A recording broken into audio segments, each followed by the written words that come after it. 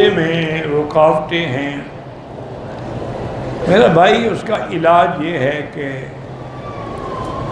2 رکعت نماز صلاۃ الحاجہ کی نیت سے اسی کام کے لیے، اسی غرض کے لیے پڑھیں، اور 3 دفعہ سورۃ الرحمن اول آخر درود شریف پڑھ کے پڑھیں، اور پھر دعا کریں کہ یا اللہ جو میرے لیے خیر کے رشتہ عطا فرما۔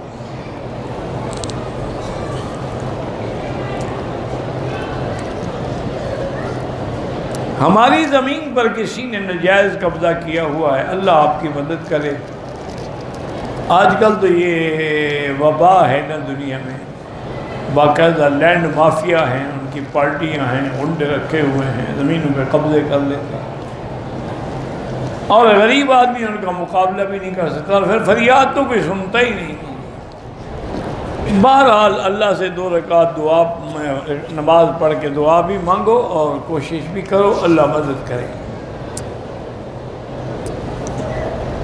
سعودی عرب میں فطرانے کی کم از کم رقم 10 ریال ہے، لیکن بہتر 15 ریال۔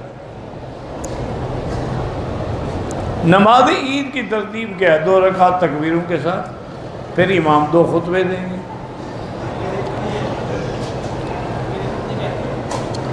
امام ابو حنیفہ رحمۃ اللہ علیہ کے لیے 6 تکبیریں ہیں، ان کی 12 تکبیریں ہیں، پہلی رکعت میں 5 اور دوسری میں 7۔ کئی طواف اگر لگاتار کریں، بعد میں ہم اس کے واجب الطواف پڑھ لیں تو بالکل ٹھیک ہے، وہ بھی جائز ہے، لیکن افضل یہی ہے کہ ہر طواف کے بعد 2 رکعت پڑھ لی جائے۔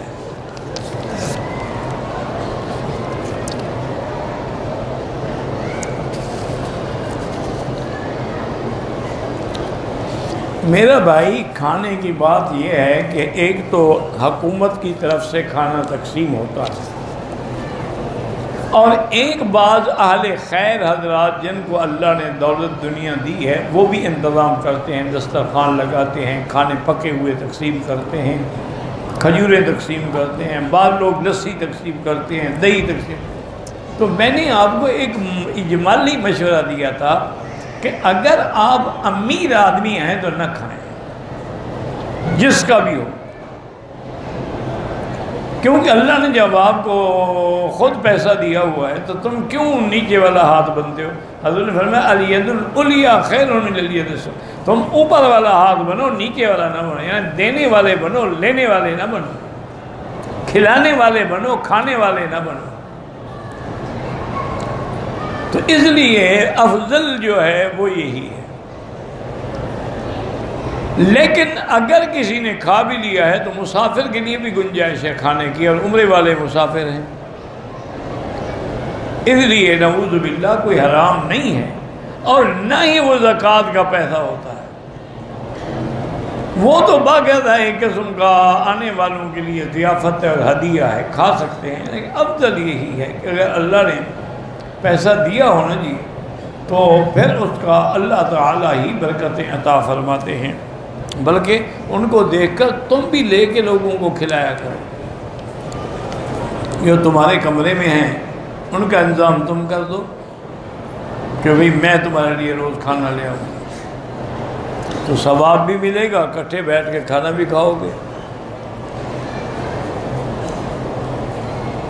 کہتے جی کہ حج اور عمرے کے نام پر جو کچھ ہو رہا ہے ایک قسم کی پکنک ہی بن گئی، اللہ ہدایت دے تو قیامت کی علامت ہے۔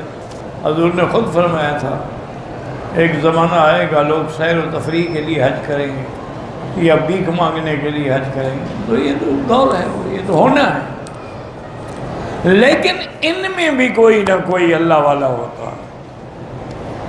حضرت مالک ابن دینار رحمۃ اللہ علیہ ایک بہت بڑے ولی گزرے ہیں اللہ کے، ولی من اولیاء اللہ ہے، وہ فرماتے ہیں میں حج پہ آیا تو مینا کی مسجد خیف میں سویا ہوا تھا۔ پہلے جتنے بزرگ تھے نا ہمارے وہ پیدل حج کرتے تھے، میرے والد صاحب رحمۃ اللہ علیہ ساری زندگی پیدل حج کیا، آخری حج جو ہے وہ میں نے ان کو گاڑی پہ کروایا، کیونکہ اب بالکل وہ معذور ہو گیا تھے چلنے سے۔ اور نظر بھی جواب دے گئی تھی، بہت قریب سے نظر آتا تھا، دور سے نظر نہیں آتا تھا۔ تو اس لیے میں نے مجبور، اور چل نہیں سکتے تھے، مجبور بھی تھے، تو میں ان کو پھر گاڑی پہ لے گیا اور ساتھ ویل چیئر بھی رکھ لی تاکہ جہاں ضرورت ہو گاڑی نہ جا سکے۔ لیکن ان لوگوں کے حج جو ہے نا جی، بس اللہ قبول فرمائے، اور ان کی محنتوں کی وجہ سے شاید اللہ ہمارے بھی قبول فرمائے۔ جب ہم حج کر کے آئے، ہمارے صاحب بھی تھے، والدہ بھی تھیں، بہنیں، بچے، اب آج کل بھی دعا کریں، میری بہن کو بھی، بیوی کو بھی سخت تکلیف ہے، اللہ شفا دے، امتحان ہے، ابتلا میں ابھی دیکھا نہیں آپ نے، شاید کرسی پہ اور نہیں کیا ہوگا، میں بیٹھے بیٹھے نیند کر رہا تھا، چونکہ سو نہیں سکتا پریشانی سے، ادھر جاؤ پھر ادھر جاؤ پھر ادھر جاؤ پھر ادھر جاؤ۔ الحمدللہ بیماری بھی وہی دیتے ہیں، شفا بھی وہی دیتے ہیں، لا شفا الا شفاؤک شفاؤک لا یغادر سقما۔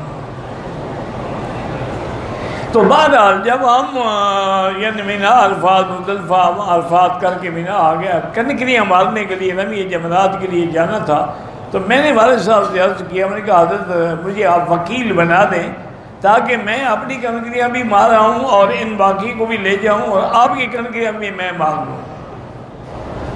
غصے میں آ گئے، کیوں؟ بلوچ لوگ تھے نا، بلوچوں کو ویسے غصہ زیادہ آتا ہے، ایک قبیلوں میں اثر ہوتے ہیں۔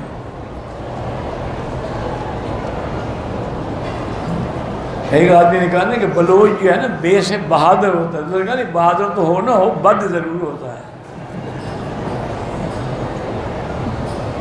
لام سے انہوں نے کہا جی لام سے لڑاکا ہوتا ہے۔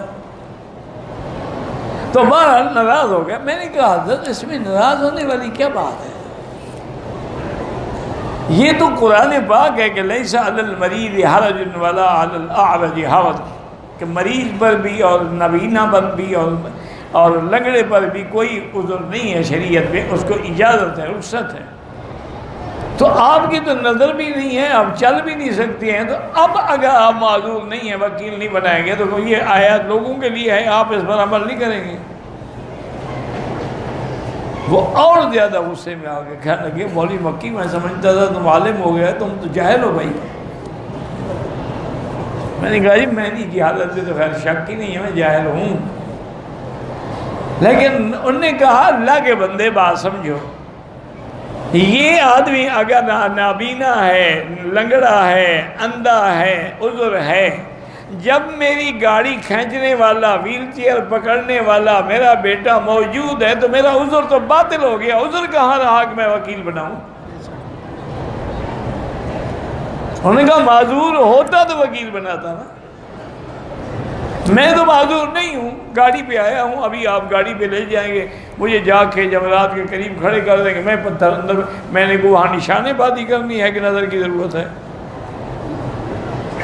انہوں نے کہا اللہ کے بندے جب میرا عذر باطل ہو گیا تو پھر میں وکیل کیسے بناؤں؟ یہ لوگ بڑے لوگ تھے جی، اب تو بس دعا کریں اللہ قبول کر لے، ورنہ وہ دور چلا گیا، بس وہ ہم نے دیکھا تھا، وہ دور چلا گیا۔ تو حضرت مالک بن دینار فرماتے ہیں کہ میں سویا ہوا تھا کہ میں نے خواب میں دیکھا کہ دو فرشتے کھڑے ہیں، آپس میں بات کر رہے ہیں کہ بھی اس سال کتنے حاجی تھے؟ ایک نے کہا 6 لاکھ، دوسرے نے پھر سوال کیا بھئی 6 لاکھ تو آدمی آئے نا، ان میں حاجی کتنے تھے؟ انہوں نے کہا حاجی صرف 6 تھے۔ تو فرماتے ہیں میری تو ڈر کے مارے نیند کھل گئی، سارا دن میں روتا رہا، ذکر کرتا رہا، سارا دن میں تسبیحات پڑھتا رہا کہ یا اللہ پتہ ہے میں ان 6 میں ہوں کہ نہیں ہوں۔ 6 لاکھ میں جب حاجی ہی صرف 6 ہیں۔ کہتے ہیں کہ مینا کی دوسری رات پھر میں سویا ہوا تھا مسجد خیب میں، پھر میں نے دیکھا کہ وہی دونوں فرشتے کھڑے ہیں، تو پوچھے ہاں بھی کیا ہوا؟ اور انہوں نے کہا اللہ نے ان 6 کے حج کی برکت سے 6 لاکھ کا قبول کر دیا، اب کوئی خالی نہیں جا رہا۔ اس لیے دعا کرو کہ اللہ ہماری قبول کر، ورنہ دیکھو نا جی، ہم شیو کرا کے حجر اسود کو بوس کر دیں، شیو کرا کے سرکار دو جہاں کے سامنے کھڑے ہو کے صلاۃ و سلام پڑھیں، یہ عذاب کی علامت ہے یا نیکی کی علامت ہے؟ کہیں گستاخی اور بے ادبی سے اللہ ناراض نہ ہو جائے؟ جن کے سامنے اونچی آواز کرنے سے بھی اللہ ناراض ہو جاتے ہیں، عمل حبط ہو جاتے ہیں، تو ان کی سنت کا خلاف کر کے جب آدمی سامنے کھڑا ہو، بس دعا کرو اللہ ہمارے حال پہ رحم کرو، اللہ مسلمانوں پہ رحم فرما۔ پہلی امتوں میں جو بیماریاں تھیں نا، کسی میں ناپ تول کی بیماری تھی، کسی میں لڑکوں سے بدفعلی کرنے کی عادت تھی، کسی قوم میں دھوکہ دہی کی عادت تھی، کسی قوم میں نفاق تھا، اس امت میں وہ ساری بیماریاں اکٹھی ہو گیا، ہر بیماری یہاں بس رحمت کی امید لگا کے بیٹھے ہیں، ورنہ عمل سے کوئی چیز سامنے نہیں آتی۔ انشورنس کرانا ناجائز ہے، اس میں جوا بھی ہے اور سود بھی ہے۔ جوا کیسی ہے؟ آپ نے 10 لاکھ کی پالیسی دی، 1 لاکھ جمع کرایا تو حادثہ ہو گیا، تو آپ پیسے لیں گے کہ نہیں لیں گے؟ اب باقی پیسے تو آپ نہیں دے رہے ہیں، یعنی آپ نے 1 قسط دی اور 10 لاکھ لے لیا، تو سود کس کو کہتے ہیں؟ اور دوسرا جوا اسی لیے ہے کہ آدمی 100 روپیہ لگائے 1000 کما لے، یہ تو ڈبل حرام ہے، باعتبار سود کے بھی حرام ہے اور باعتبار جوئے کے بھی حرام ہے۔ ایک ہے کہ ہم کسی ملک میں ہیں، قانون ان کا ہمیں مجبور کرتا ہے، پھر ہمیں گناہ نہیں ہو، پھر ہم مجبور ہوں۔